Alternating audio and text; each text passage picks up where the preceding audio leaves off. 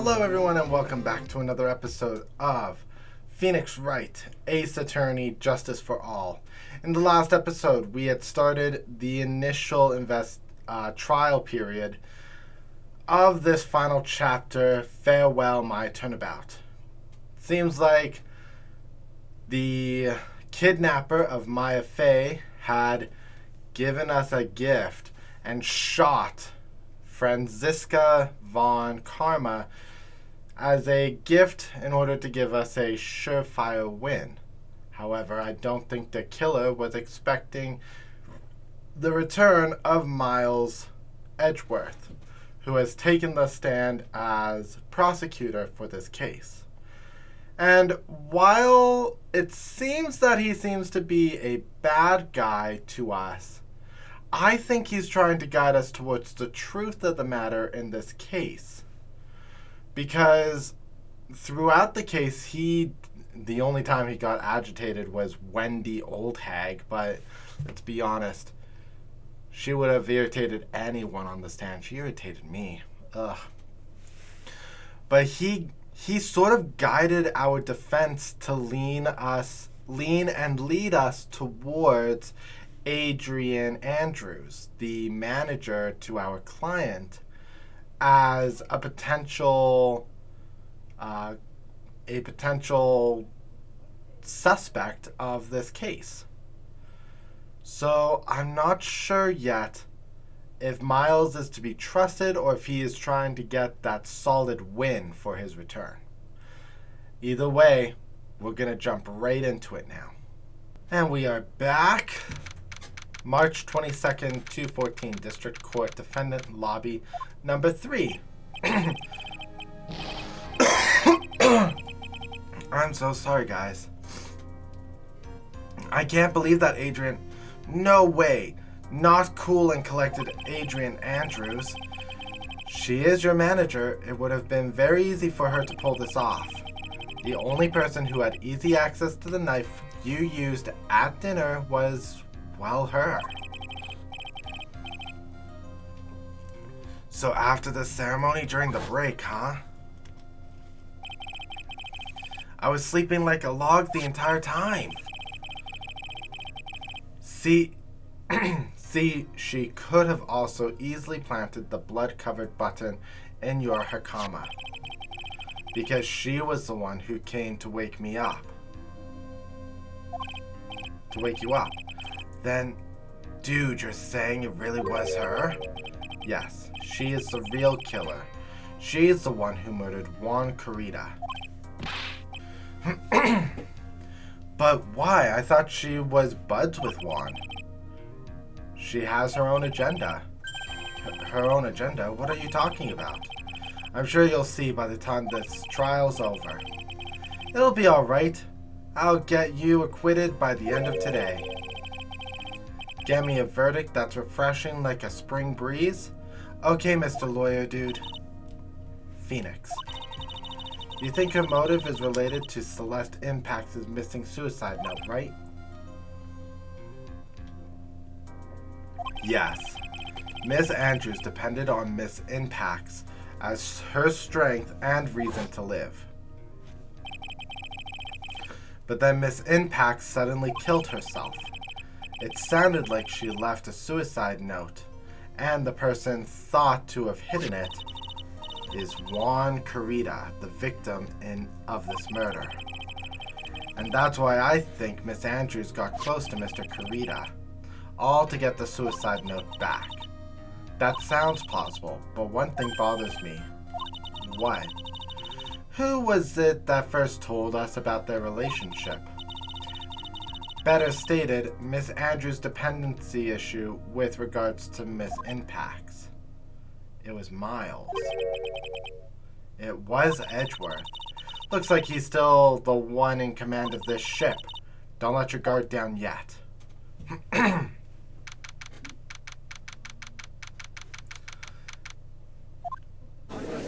Yeah. It sounds like he's gonna try to make us pin her, but I don't know what his motive is. Court will now reconvene. Now then, Mr. Edgeworth, if you please. The prosecution calls the witness subpoenaed by this court, Miss Adrian Andrews, the person who discovered the crime in Mr. Wan's room.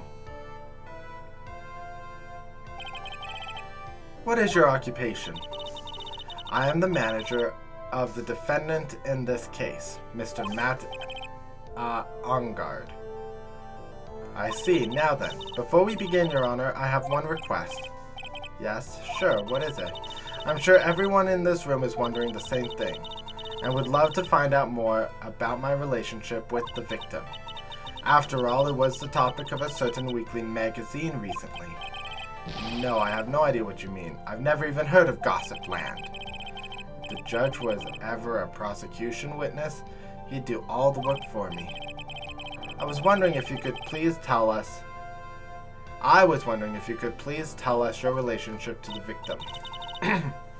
I was saying, Mr. Carita, I was also aware of the rivalry that existed between Matt and Juan. But this was a private matter between Juan and myself. So it was a fry and bait matter. Or was it bait and fry? Reminds me of fishing. But I didn't kill him. No one is accusing you of that. I think there's someone who would beg to differ. I think we all understand your relationship with the victim now, Miss Andrews. Very well, witness. Please testify to the court about what happened when you discovered the murder that had taken... Oh, I see what Miles is doing. He is trying to get us to prove that she is in fact innocent, but that also that there is another person involved. When I found the body, it was time for the show to start, so I went to get Matt from his room.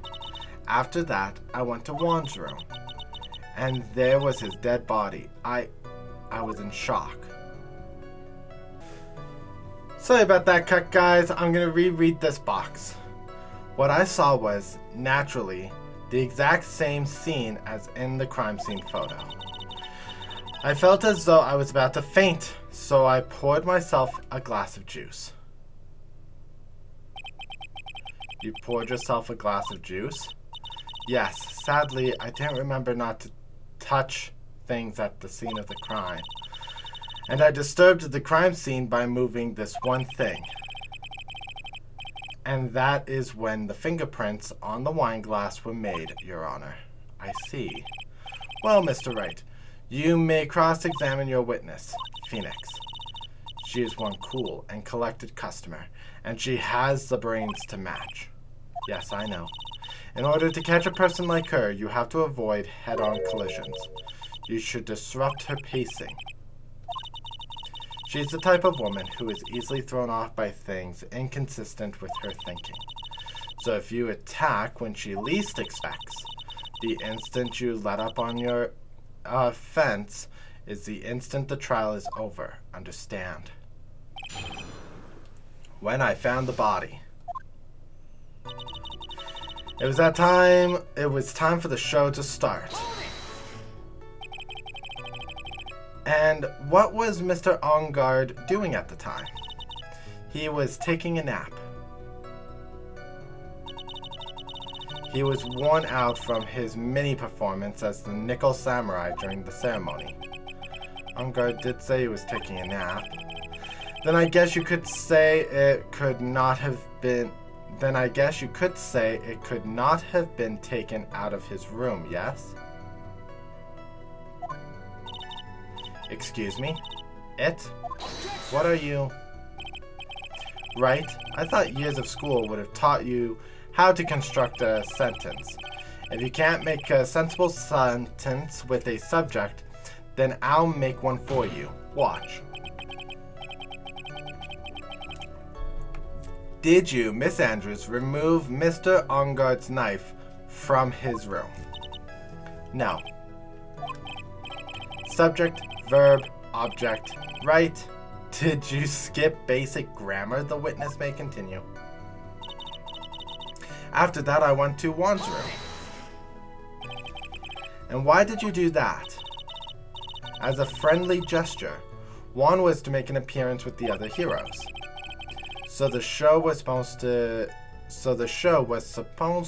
be a show of friendship, huh? Is that the only reason? I beg your pardon, what are you implying? You had a certain goal in mind when you started to get close to him, correct? So perhaps you had a more personal matter to discuss with the victim? Sorry, but I didn't have any such intention in mind at that time. I can't get her to talk without a strong piece of evidence, I guess. We may continue now. And there was his dead body. I was in shock. You were in shock. What, was I not supposed to be? Miss Andrews is a calculated person, and despite how close they were, I doubt she had romantic feelings for Mr. Kurita. Anyone randomly stumbling upon a dead body would be in shock. And you can't seriously expect a young beauty like her not to be in shock. Somehow I don't think beauty has anything to do with being shocked or not. I see. What I saw was naturally the same scene as in the crime scene photo. This is the photo you're referring to, correct? Yes, the one with the knife lodged in his chest. And the guitar case was like this too? Yes, it was open and empty, of course. And then what did you do next, witness? I felt as though I was about to faint, so I poured myself a glass of juice. Juice? Yes, there was a bottle of tomato juice on the table, so I helped myself. But you didn't drink any of it, did you? Huh? There were no lip marks left on the wine glass to suggest that anyone drank from it. I wasn't feeling terribly great, so I set the glass down without drinking it. Miss Andrews, I would like to confirm with you one more time. When you discovered the dead body of one Kurita, you were in great shock, and that when you poured yourself a glass of juice, right? And what of it? My mind really was a complete blank at the time. Your mind was a complete blank. I didn't think that was possible for you. Aren't you rude today? I was so dazed that I made one careless mistake, and one thing. What one thing? Never mind, it's no big deal. Miss Andrews, I'm convinced that, as you said, you made a mistake at the scene of the crime. What I really want to know is what this mistake was. Actually, so would I. I'm sorry, it's kind of embarrassing. When I set the glass down on the dresser, I accidentally knocked the flower vase over. Flower vase? Are you talking about the one on the floor in the crime scene photo?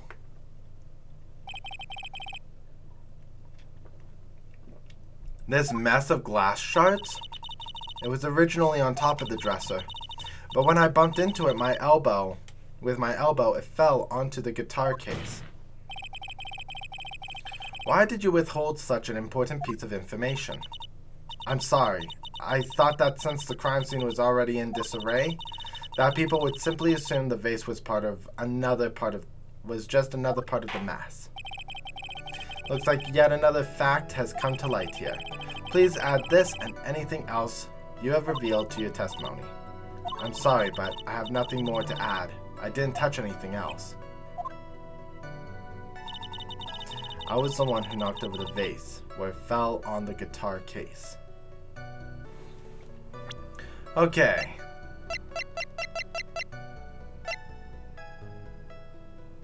It bears Kurita's fingerprints. Let's see what this does. You testified that you knocked the flower vase over, is this correct? Yes. And you're sure it fell onto the guitar case? Is there a problem with what I said? It's not some problem, it's a major problem. It's true that the top of the case was wet with water. However, that's exactly what is so strange about it. Miss Andrews, you testified that the vase fell onto the guitar case. However, if that were true, the case should have gotten wet on the inside, not the outside. That's very true. Furthermore, there is one other strange thing about this guitar case. What is that? Let's take another look at the crime scene photo. It was already opened. The remains of the vase are scattered on the floor. And what's wrong with that? If the guitar case was open when the vase fell, the glass shards should be inside, not outside the case. Oh my god. Phoenix is gonna walk right into this dumb statement. The case was obviously closed. Objection! What's your point, Wright? That the case was closed at the time the vase was knocked over? Is that all? Oh wait, her fingerprints would have been on it if she opened it. Think back to what Miss Andrews testified to. She said that other than the vase, she didn't touch anything else. Ah, that's right. She did implicitly say she didn't touch the guitar case. But this whole matter with the guitar case is a dead end. The bright red guitar was found at the studio. It has no bearing on this case at all. That may very well be, however, does seem to have no relation to this case, does it? It seems that there's no deeper meaning to the guitar case. Well, Mr. Wright, what do you think? The empty guitar case. I believe this is a crucial piece of the puzzle. I can't believe anyone would reach for straws like this, but it is you. Alright, I'll follow along for now. Miss Andrews, please testify to the court about the guitar case. Yes, Your Honor. The guitar case. I don't remember too clearly because I was in a bit of a daze. I suppose I might have opened the guitar case after I knocked the vase over. It's not a big deal though, right? The case was empty after all. As for why I opened the case, even I don't know. Looks like this really isn't very important. This wastefulness is such a familiar feeling by now that it's almost comforting. I'll just go ahead and start the cross-examination. Using any way to change the topic, convenient escape for a weak man. I feel like I have to present the case when she mentioned she opened it.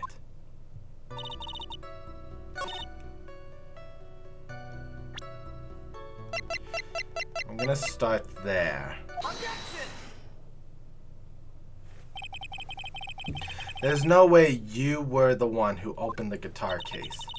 Why would you say that? It's elementary, my dear. Because the only fingerprints on this guitar case are those of the victim. What is it, Miss Andrews? You shouldn't assume that I must have left fingerprints just because I touched the case. What do you mean? What if I were to tell you I was wearing gloves at the time?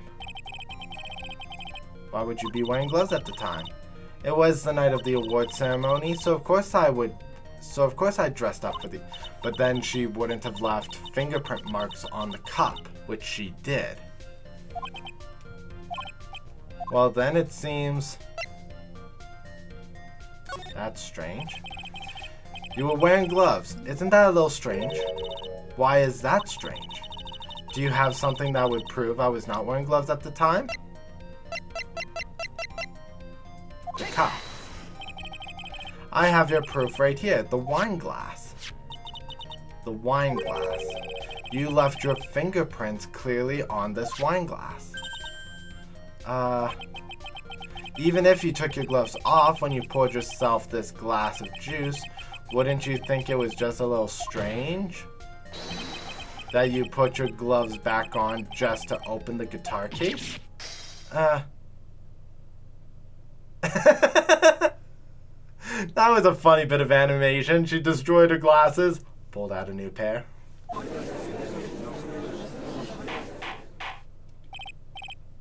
Order, order, order. Looks like you hit the nail on the head this time. What do you mean? I believe that guitar case plays an important role here, but it's just an empty case. I wonder if it really was empty, though. But the guitar, the bright red guitar, was at the studio. Phoenix, drop all of your presumptions. What was in the guitar case? What was in the guitar case is not the bright red guitar. You don't mean it was a bright white guitar? Wait, that's not right either. I'll admit it would be unnatural for someone to do that. So the witness was not wearing gloves, despite the fact on the case. Your Honor, this is obviously the defense's usual misdirection tactic at work. Steer the court towards an unrelated topic and lull us all into his misguided. No, Your Honor. Please recall that Miss Andrews had testified that the vase fell onto the guitar case, which means that the case was closed when the crime took place. However, it was wide open in this photo of the crime scene. I am sure this guitar case has some relation to the murder. If you are so sure, Wright, then I'm sure you can somehow substantiate your outrageous claim, correct? Please enlighten us as to why the case has anything to do with this murder. Can you do that, Mr. Wright? Well, let's suppose for a second that the bright red guitar was not the only thing that could have been in the case. The bright red guitar not be the only thing. You don't mean to suggest... Oh my god. So you intend to push your theory that the case was not empty. Is that right? I would say something I wouldn't say something I didn't intend to prove. Deflate that head of yours. You haven't proven anything yet. Now then, let's have it. What was inside the case at the time of the murder?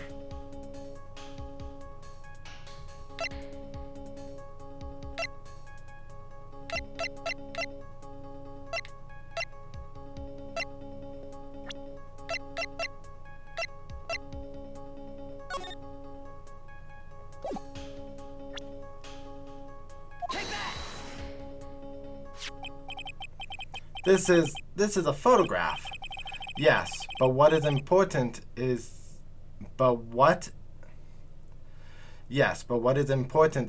what is in the picture, Your Honor. In the picture? It doesn't take a genius to see what I mean. What I'm proposing is, inside the guitar case was the Nickel Samurai, the hero's very own costume. What? Mr. Wright, explain yourself. Right, are you saying that the witness opened the guitar case to take out a costume? What insane point would there be to doing something like that? That insane point would be to wear the costume, of course. Miss Andrews put it on to hide her identity as she could make her escape. After all, you couldn't let anyone see you leave, could you, Miss Andrews? I refuse to accept your theory. Do you have anything to support such a preposterous idea? Just outside the door was an investigative photographer who was starving for a big scoop. And in the end, she managed to get this shot, correct? You mean this photo? Order! Order! It looks like we've wandered into quite another mess again, haven't we? Nice job, Phoenix. Well, you know my strategy. Speak first, think later. So the real murderer was hiding inside a costume. Wait a second, Your Honor. The Nickel Samurai costume would have been Mr. Matt Ongar's. Why would something of the defendant's be in the victim's room? And inside the guitar case of all places? True, that is a bit baffling. The court would like to hear your thoughts. Doing inside the guitar case.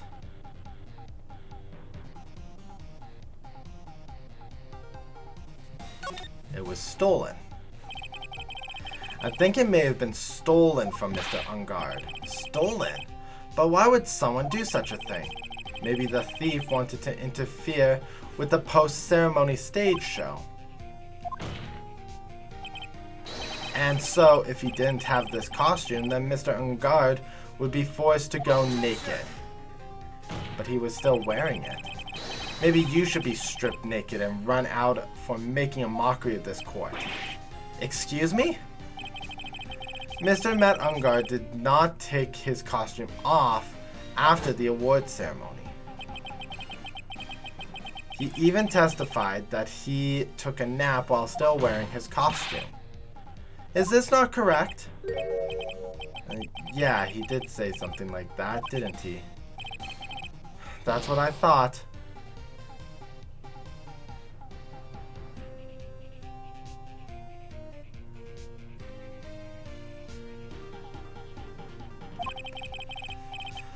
Let's try that one more time, shall we? With a spare costume. Mr. Ungard did not take his costume off during the break period. In that case, the costume we are talking about was a spare one. What? Then are you saying that on the night of the murder, there were 2 nickel samurai costumes at the Gatewater Hotel? Yes, that is what I'm saying. And how do you explain the costume that was inside the guitar case? It would mean that the victim himself had brought this spare to the ceremony on purpose. But why? The victim, Mr. Kurita, was the Jammin Ninja. Why would he secretly bring the Nickel Samurai spare costume with him? What could be the Oh, I wonder if Mr. Kurita was going to be taking over. And therein lies the sticking point. What are you mumbling about to yourself now? Have you just been rambling all this time without any sense of inner monologue? Huh? No, I just... Mr. Wright, please explain yourself. Why do you think the victim had the Nickel Samurai spare costume? Are you sure you can explain this one? Think carefully before you answer, and then answer with gusto. I believe in you. This is what I think. The reason the victim brought the Nickel Samurai spare costume to the hotel...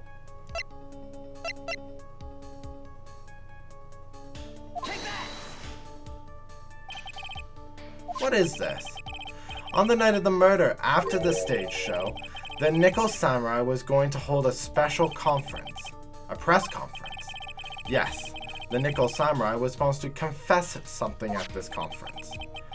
I heard about this as well. For once, you're not making something up. But what struck me as strange was that Mr. Ungard himself said he had no idea he was supposed to be holding a press conference that night. But how can that be? The way I see it, that can mean only one thing. The conference was set up by none other than the victim, Mr. Juan Kurita himself. The victim? Yes. The spare Nickel Samurai costume was prepared for that very conference. Mr. Kurita was going to hold the press conference as Nickel Samurai. He was going to dress up as the Nickel Samurai and hold a conference? But why would the victim do such a thing? That's something I don't quite know yet. However, what I'm concerned with right now is what he intended to reveal at the conference. The Nickel Samurai was going to confess something. And by confess, I'd wager he was going to reveal something about himself. Which means that Juan Kurita, posing as the Nickel Samurai, was going to speak about Matt Ungard. Yes, I guess that is what it would mean. But if that's the case, That's not a confession. That's public disclosure. Miss Andrews? I can see why you are pros at what you do. Pardon? Yes, just as you say, the press conference was set up by Juan. Miss Andrews, please offer us an explanation for this.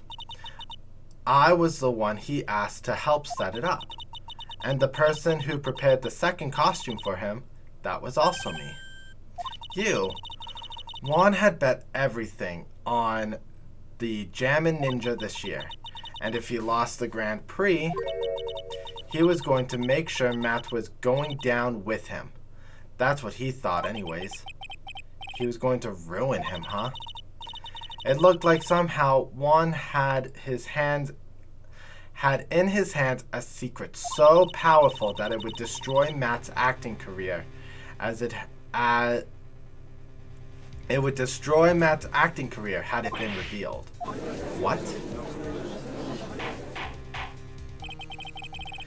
And do you know what the secret of Mr. Unguard's is, Miss Andrews? That's something only Juan knew. I don't know what it is. I see. I've probably been coming off quite suspicious to everyone.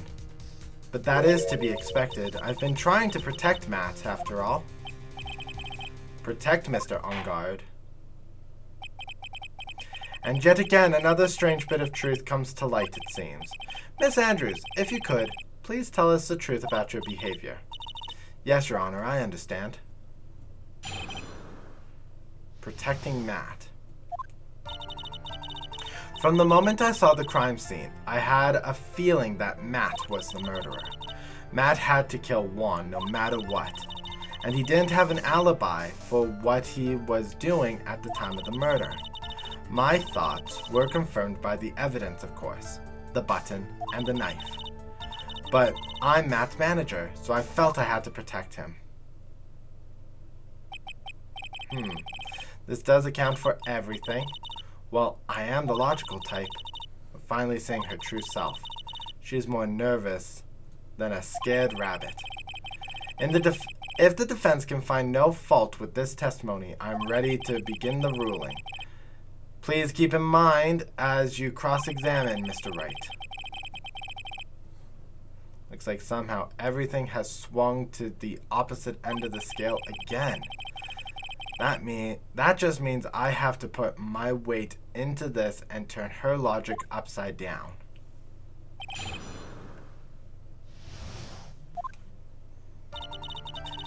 From the moment I saw Ahad was the murderer. Would you say that was your intuition speaking to you? Don't confuse my methods of reasoning with your own. If you want to prove that someone did something, you need three things. Three things. A motive, an opportunity to commit the crime, and finally, decisive evidence. And if you think these three things through, the answer becomes quite clear. You should have already known that, Phoenix. They didn't teach us any of that at school, at least not that I remember. May I continue now? Matt had killed Juan no matter what. He didn't have an alibi.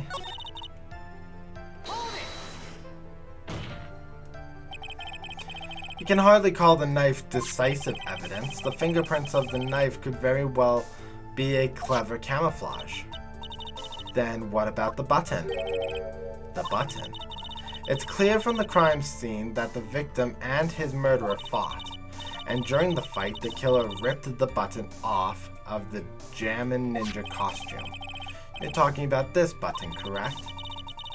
That button was found in the pleats of Matt's hakama, isn't that correct? I would think that makes it very decisive evidence. Ugh. Looks like you were outfoxed again, Mr. Wright. The knife doesn't prove a thing. Please fix your testimony. Can't stand the sight of a man who can't gracefully accept his defeat. With an icy stare, yes. Miss Andrews, for Mr. Wright's sake, please add this information to your testimony. That button was torn off of once during the fight. That's not what this thing says.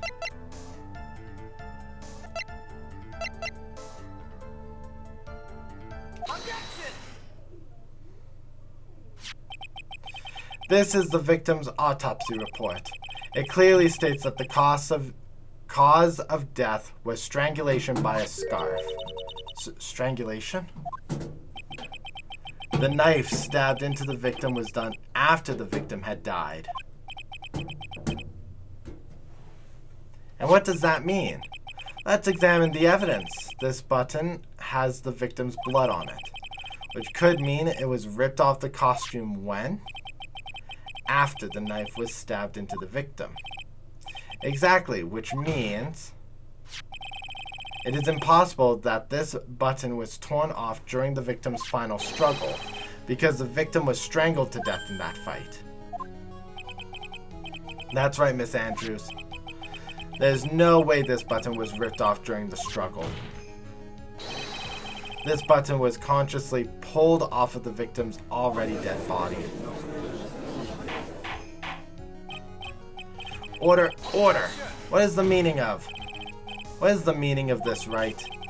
So what if the button was torn off the body after the victim was already dead? What does that change? Let me ask you one simple question, Mr. Edgeworth. Why was the button torn off? What purpose did it serve? What purpose? Framing. We know this button was not torn off during the fight. So the murderer took the time and effort to purposefully rip this from the victim's body. That would mean that the murderer had something in mind, wouldn't it? Mr. Wright, does this mean you know what the murderer wants to do with this button?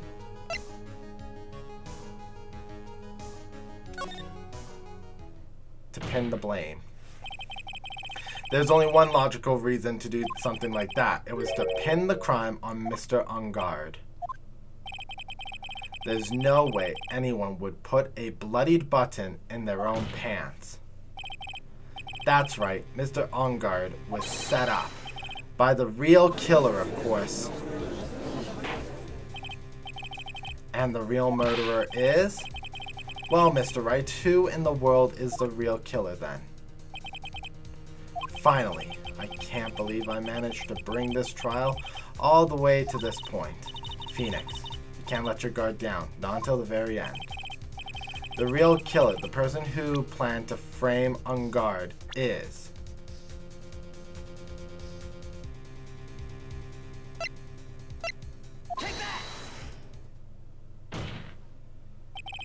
Miss Adrian Andrews. I choose you. You are Mr. Corrida's killer.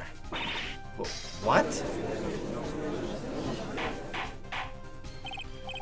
Order, order, order! Mr. Wright, this is a very grave matter. Do you have any evidence that supports your charge? Any evidence? All the evidence points to Miss Andrews. How preposterous! You can't stick any of that on me. I can't, can I? Would you care to test me? Then what about this knife? The knife was used to stab the victim after he was already been strangled to death. It was used to throw suspicion onto Mr. Ungard. Naturally, a knife covered in the defendant's fingerprints could only be taken from his room, and the only one who had dinner with him and knew which knife to take was you. Then what about the button that was found in Matt's hakama? This button was removed from the victim's body after he had already died. The only person who could have done so were the person who found the body or the killer. However, if Mr. Ungard was the real killer, there's no way he would have put such incriminating evidence in his own hakama.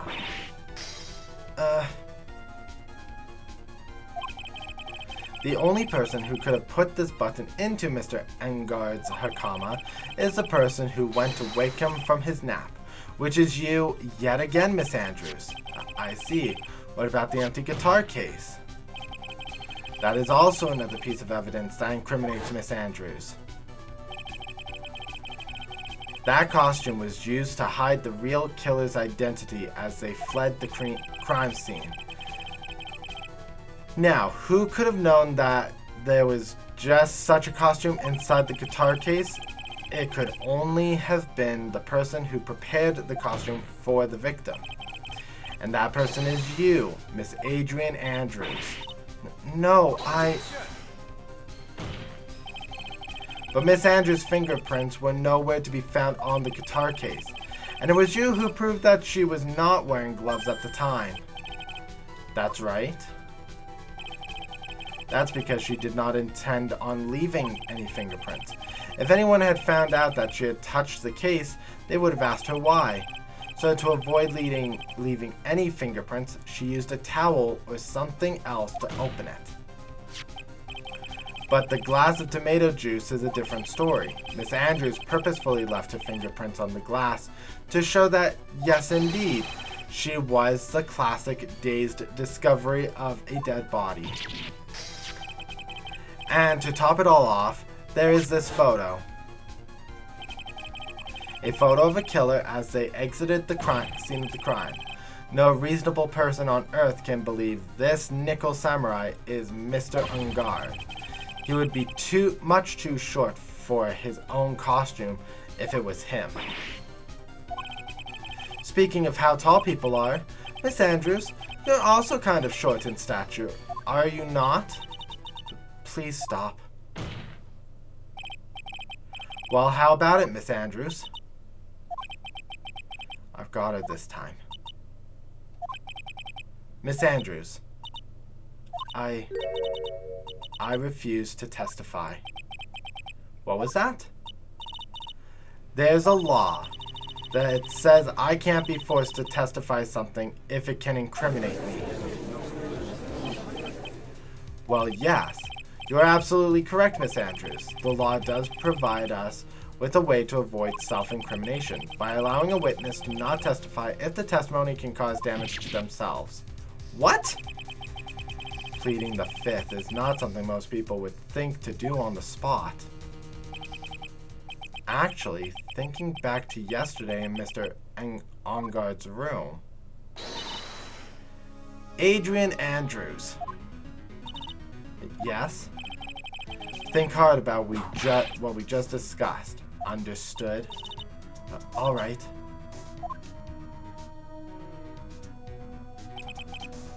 That's it.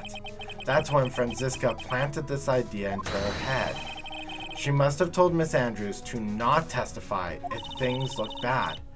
You did a good job proving everything up to this point, Phoenix, but there's still one thing we haven't done. Something I haven't done.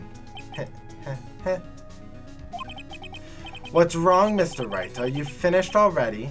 Run out of evidence? What is so humorous, Mr. Edgeworth? I'm sure you realize this as well, Your Honor. But everything the good lawyer here has proven up to this point is meaningless. Everything you have proven is circumstantial.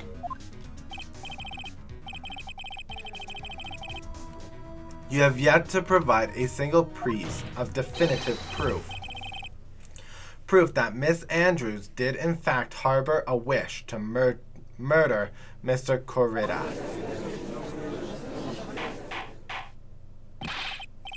Miss Andrews, did you want to kill Mr. Corrida?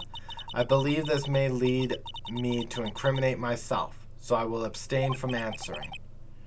But Miss Andrews, if you do that, it will be the same as admitting your guilt, don't you think? Maybe so, or maybe not. There is nothing to prove it either way. Besides, you don't even know what crime I would be guilty of due to my silence. She's taking the defiant attitude again. Mia, what should we do? We've landed in the worst possible situation. We have reached a certain conclusion at this point of time. Miss Adrian Andrews has refused to testify, and the defense's theory that she is the actual murderer has not been fully substantiated with solid, definitive proof. But that's not true. In this situation, there is only one thing this court can do, and that is to declare a recess. Recess? I request that both the prosecution and the defense look further into this matter, and at tomorrow's trial, tomorrow. We don't have a tomorrow. If we do not get a not guilty verdict today, then... Please wait, Your Honor. That's not necessary. The trial... Please continue the trial. What are you sweating for? Your client is getting one more day to live, isn't he? That's not it. This isn't about that. Edgeworth, I know you know who the real killer is. Please, let the trial continue. If I don't get the verdict, then Maya... But it's impossible to continue as long as the witness refuses to testify. Now then, this court is... It is not impossible for this trial to continue. Mr. Edgeworth, what are you... It's true, Miss Andrews holds the right against self-incrimination. However, if the topic of conversation was something unrelated to whatever she may be guilty of, then she has no right to withhold testimony. That's very true, but... Actually, there's one little thing I am curious about. Miss Andrews. When you found the victim's dead body, you poured yourself a glass of juice. Yes, and? I can't help but think how unnatural that is. Usually, when one finds a body, there's shaking up, not stirring up a glass of juice. So my actions were unusual, but I've already... Before you speak, I want to state that if you have a reason behind your actions, I would like you to testify to that effect. Testify. Your Honor, I would like to request that the witness testify again as to what happened when she first discovered the witness's body.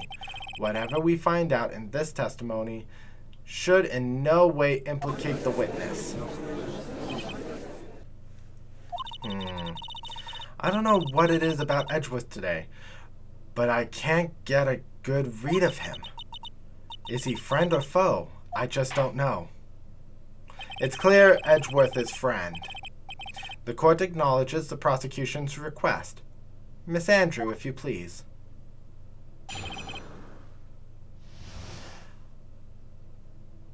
Oh, I wonder if we're trying to get to the answer of this card she's fiddling with it.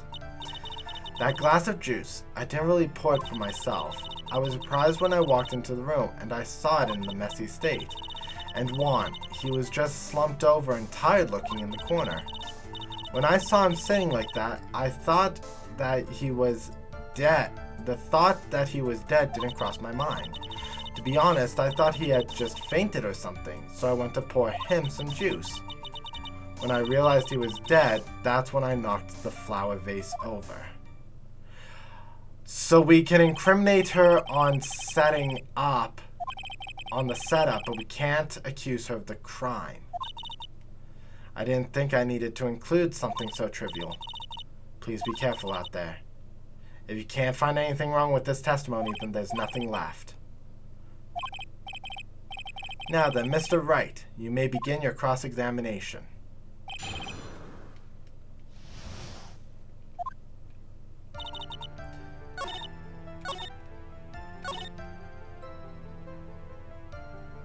Present.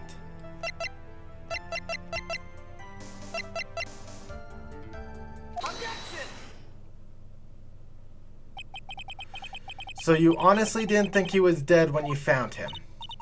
No, not at all. Even though this is what you saw when you discovered the body. What is the meaning of this? Isn't it obvious, Your Honor? There's a knife sticking straight out of Mr. Corrida's chest. Anyone who saw this scene would have immediately thought, here was a dead man. Well, you see, I doubt a single person in the room would mistake this for someone who fainted. And then so nonchalantly go pour something to drink? Your point is, Miss Andrew, your testimony just now it was all one giant lie. Your lie has proven one thing very clear, that you are the real killer. No.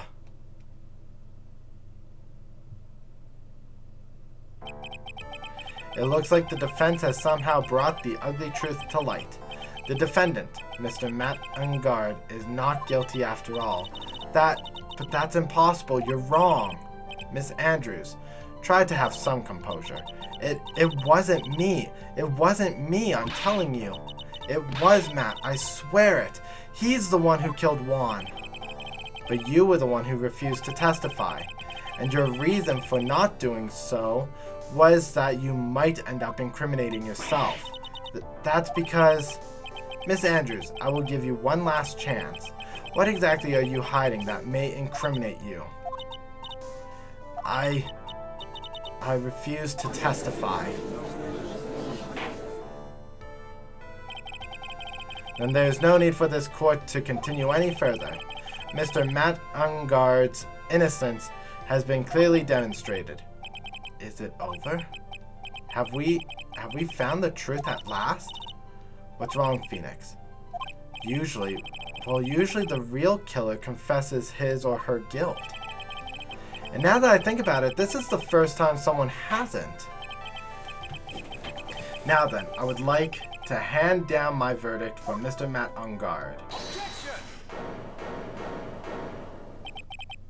Your Honor, the prosecution feels that it would be premature to pass down a verdict at this time. What? The reason is quite simple. This witness has yet to speak the absolute truth.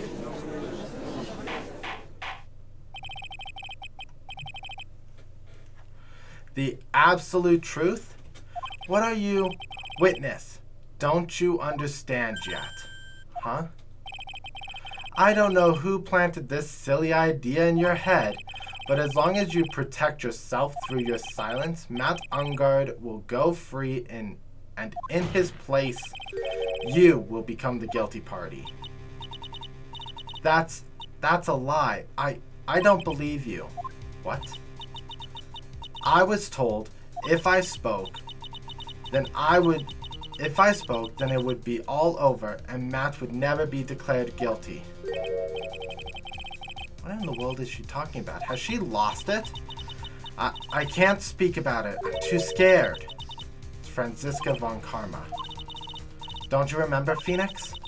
Miss Andrews lives by gripping tightly onto the words of another, because she doesn't have the strength to believe in herself. Then right now, Miss Andrews is... Yesterday, she was tossed a lifesaver by Miss von Karma. Don't say a word no matter what happens. If you do, Matt Ungard will be acquitted. Miss Andrews undyingly believes in those words right now and is clinging on to them. Then what should we do? This is the first time I've ever come across something like this. But Miss Andrews has to be the killer, right? All we have to do now is to get our not guilty. That is my top priority. It wasn't me, I'm begging you. Please believe me. I didn't kill Juan. Help. Please, someone help me. Mr. Wright. Yes, Your Honor. The court can't continue on like this. Therefore, I'd like to hear what you intend to do. What am I supposed to do? What am I supposed to say? Wright, I suggest you think carefully about this. Think about what this witness did and not what she did not do. And think about who is the real mastermind behind this crime.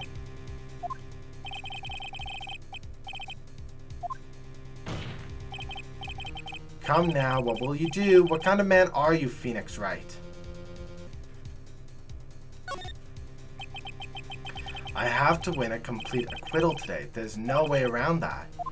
But I can't bring myself to do it like this, not when she's making a face like that. Miss Andrews, I would like to know what you are hiding. Mr. Wright, are you sure you know what you're doing? Sure, Mr. Ungard would get an acquittal, but in his place you would be found guilty. Is this how you really want this trial to end? Be quiet. How dare you? You're trying to trick me. That's enough. I commend you for trying, Mr. Edgeworth. However, it's clear that the defense's theory is the truth. You're wrong.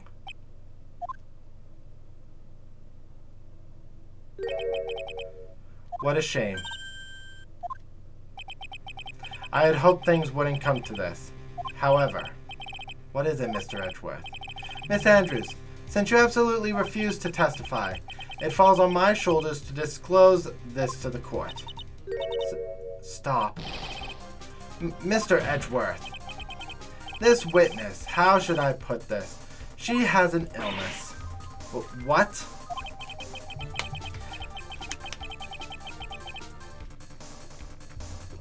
And because of this illness, she has tried to commit suicide in the past. Stop. Please stop. No matter how much you want to hide it, it's no use. I have the evidence right here. That's the second part of the suicide report, the attempted suicide report. What will you do now, witness? You know what I am about to do, don't you? I will now reveal to the court the true nature of the pitiful woman known as Adrian Andrews. And the secret of her dependent nature. Having other people know about it scares her more than anything else in the world. Please stop, I beg you. If people found out, I'll... If you're going to say you would choose death, that is no concern to me. Edgeworth, how can you be so cold? However, before you die, I will pull the truth from your still breathing lips, no matter what I have to do. So, will you tell the court yourself, or shall I? Either is fine with me. I'll talk, but please, help me. I feel so bad for Adrian Andrews. Nothing matters anymore.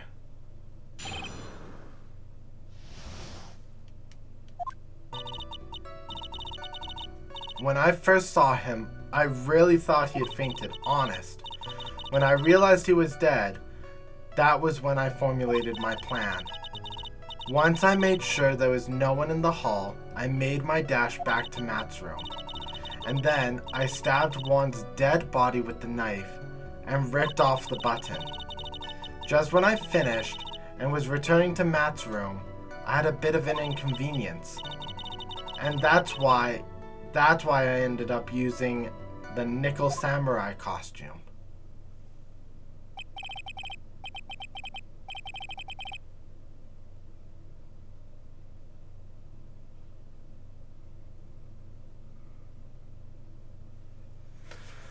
Okay. With a knife, but why would you do that? Isn't it obvious to pin the blame on a certain person? A certain cowardly man. What do you mean by all of this? It might take this court a little while to understand, but this is the truth. The real killer is Matt, that scumbag of a man. I'll never forgive him. He's trying to escape his guilt again, just like last time. So, Miss Andrews stabbed the victim, Juan Corrida, in the chest with the knife. However, she didn't do it with murder in mind. She did it with the intent of framing Matt Ongard for the murder. And this is her crime. What? How is this possible? I mean, wasn't Miss Andrews supposed to be the real murderer? Please get over your shock and commence the cross-examination.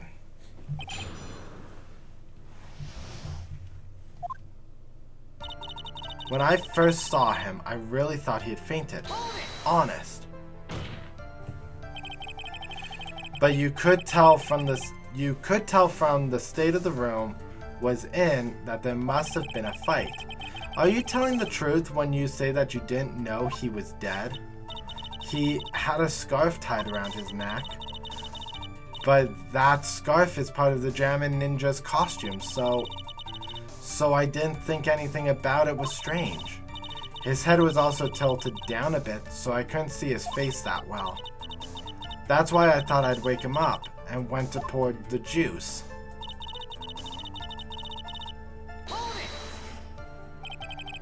What is this plan you had? I knew right away the murderer was Matt. I knew because one, he was going to expose Matt's weakest weak point to the world. So Matt did this to stop Juan and silence him for good. That's when I thought I should forge some evidence and pin this crime on Matt. So the forged pieces of evidence were the knife and the button. The first thing that came to mind was to plant the knife. Once I made sure there was no one in the hall, I made a dash back to Matt's room. That was so you could get the knife, correct? The knife Matt used at dinner was had his fingerprints all over it. I thought if I used that, then the police would certainly turn their eyes towards him. Matt was napping with his costume on that time. I slipped in, took the knife, and returned to the scene of the crime. And then I stabbed Juan's dead body with the knife and ripped off the button. So you were the one that stabbed the victim with that knife. It gives me goosebumps to think about it now. It was a horrible thing I did, but at the time I couldn't control my own body. It moved on its own. Then, when I stabbed Juan's dead body, I suddenly realized something. If I used the button somehow, I could make Matt look even more suspect.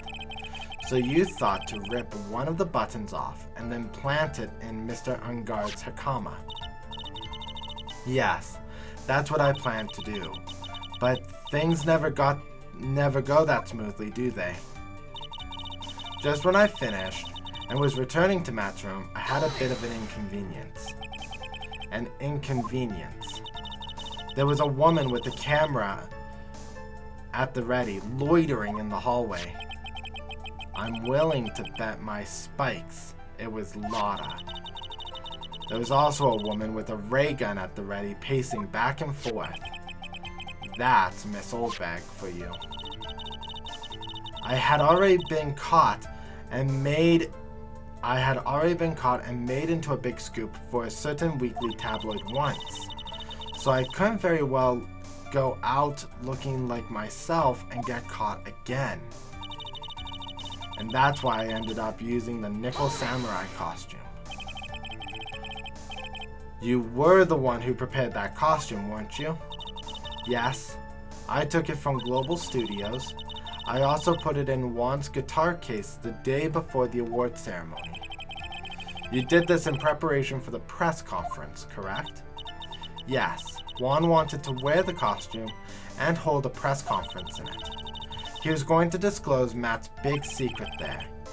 And what is this secret? That I don't know. Anyways, I thought that if I were to leave Juan's room in the nickel samurai costume, then people would think that Matt was the real murderer. I was very careful not to leave any fingerprints when I opened the guitar case. I absolutely did not want anyone to know about the costume. I think we've heard enough. So after that, you went back to Mr. Ungard's room and planted the button. Into Matt's hakama? Yes. After that, I folded up the costume I was wearing and put it into a bag. Then I snuck it out of the hotel and got rid of it. What does all this mean? Mr. Edgeworth, is it? The real criminal is Matt Ungard. Yesterday, that woman prosecutor sat me down for a talk. Franziska, huh? She said that I should under no circumstances confess to what I had done. That if I kept quiet, then Matt would be found guilty for sure. I had no choice but to believe in her words.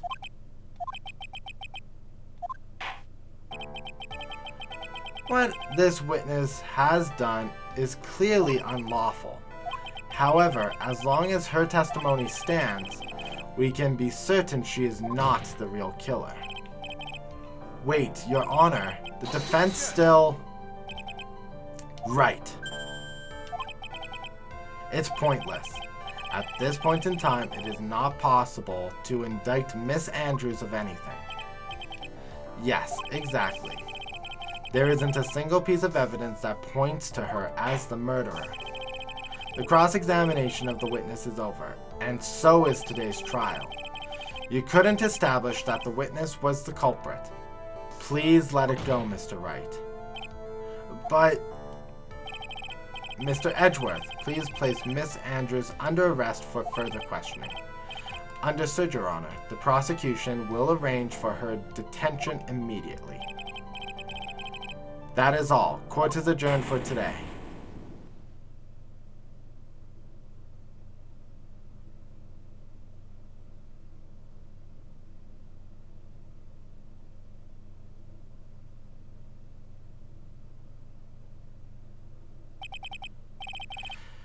Today's trial, it's over, and I didn't win an acquittal. Witness, would you mind if I ask you something? Edgeworth? What is it? Before you leave court today, I wondered if I might look at one thing. The card in your hand. It's had my interest for quite some time now. What exactly is it? Oh, this? Mr. Wright also asked about this. Although I didn't remember at the time, you asked me about it, Mr. Wright. I remember just now. I found this in the room on that day. The room? That day? Yes. I found this card when I discovered Juan's body. It was lying there, right next to him. You found that card next to the victim's body? I suppose I must have unconsciously slipped it into my pocket. But it's not as if this card has any relevance to Juan's murder, right? I guess not, but it's still a strange card if you ask me. But as far as a clue for this case, I don't see why... Witness, that card. Give it to me, hurry. Edgeworth, do you have any idea what you have stupidly yet inadvertently done? This. I can't believe you hid this from me all this time. I didn't mean to. What is this all about? I've never seen Edgeworth so emotional before.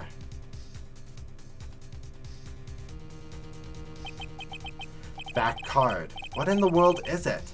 What does it mean? No! Why do you end on a cliffhanger too? Oh, great. Not only do I not know if Maya's gonna be alive still, I now have two people posing the question, what is this card? Maya and now Edgeworth. Oh. I hope you guys have been enjoying this episode of Phoenix Wright, Justice for All. If you guys did enjoy this, you can always leave a comment in the comment section below. Mash the like button and subscribe if you have not for more Phoenix Wright content. In the next episode, I think we're going to be exploring more about the background of these strange cards that we've been finding. The one with the pink shell on it. It seems that not only was it found by Maya in her little holding prison, that Edgeworth seems to know exactly what this is. In addition, it would also seem that Franziska was tampering with the witness in order to get a perfect trial. But at the same time, we would have actually targeted the wrong person. This proves that Edgeworth is definitely a stronger, better prosecutor than Franziska is. And I'm excited to see how this case goes. If you guys enjoyed this content, we'll see you next time for this investigation to go onwards. See ya!